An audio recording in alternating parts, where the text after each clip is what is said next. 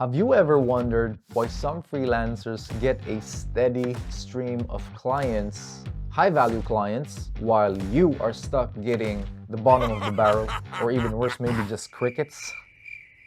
What if I told you that there is a secret to not just landing clients, but keeping them for the long term? And keep watching because in today's video, we will uncover the key differences between freelancers that get ghosted, got forgotten, and got thrown to the bottom of the pile versus freelancers that get the cream of the crop, long-term, high-value clients. So if you're ready, grab your pen and paper. Let's get started.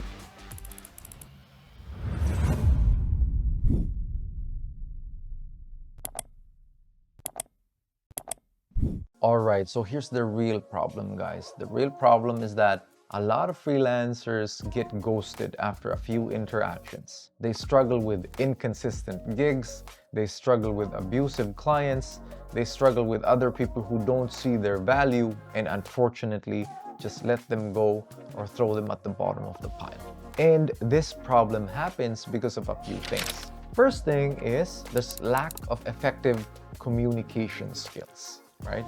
This is a big gap. If you're not able to communicate yourself effectively, your results, then you cannot convey the value that you provide.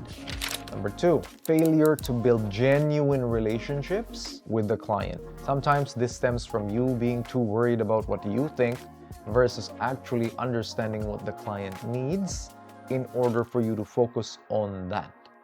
And then the third one is not positioning yourself as a long-term valuable asset. If you only see yourself as a one-hit wonder, somebody that just does one thing and disappears, that also gets conveyed on how you communicate with clients. The reality is that they would also see you that way. But there's a way. There's a way to flip the script and create a pipeline of long-term loyal clients. Let's unpack it and let's see how that's done.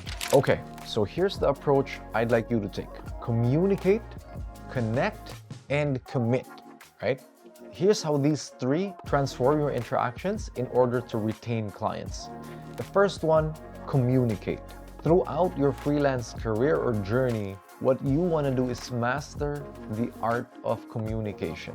And this could start off from written and verbal communication, right? And it really comes through with practice. Active listening helps a lot, mimicking and trying new words, speaking out loud in front of the mirror, interacting with other people, being open to being corrected. Number one thing is really mastering communication. And even though you are not perfect with your communication, showing initiative or the fact that you are continuously learning signals to the clients that this person wants to keep learning how to communicate better. So that's number one. Second one is connecting. So you want to align with the client's goals. Always align with the client's goals. Where most freelancers fall, or where most freelancers fail, they focus way too much on what they think and then they're worried about what the clients think about them. Instead, what I'd like you to do is shift that focus and connect your ideas and initiatives to the client's outcomes and goals, right? Because once you're focused on that and you're connected to that, it's easier to make decisions because if you're focused on the client's goals, you're not anxious about or worried about what they think about you. It's more about achieving the goals, right? So connect with that. And finally, commit.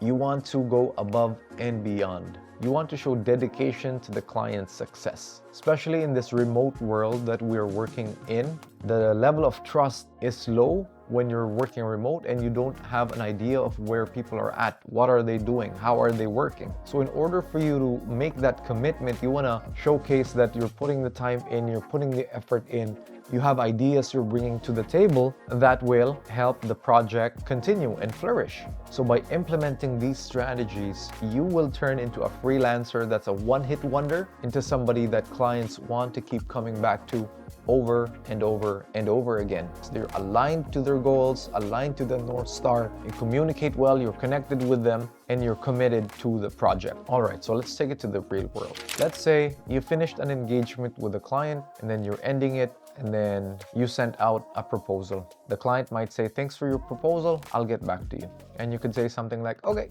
talk to you soon. That's what a bad freelancer would do. Don't do that. Instead, what you can say after submitting your proposal and the client says, thanks for the proposal, I'll get back to you. You can reply, tighten up that communication, set some expectations, and say something like, great, thanks for your time as well, Mr. Client. Let's set up a follow-up time where we can discuss any questions or clarifications you might have.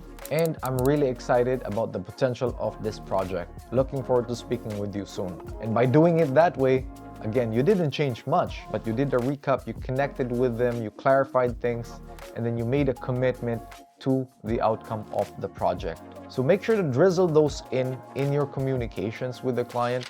Let's take it to the real world now too. So here's my challenge to you. Pick an interaction you've had or you will have with a client this week, and then try to formulate your approach in the communicate, connect, and commit framework, and then let us know how it went. Drop it in the comments below. Did you get another gig from the client? Did they want to keep you?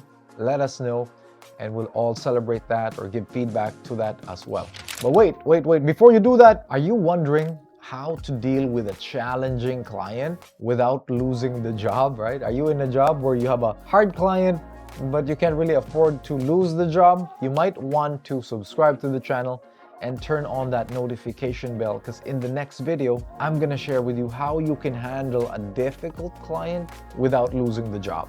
It's a must-see for every freelancer in this situation, or for somebody that might be in this situation in the future. So give us a like, give us a subscribe, and I'll see you guys on the next one. Peace.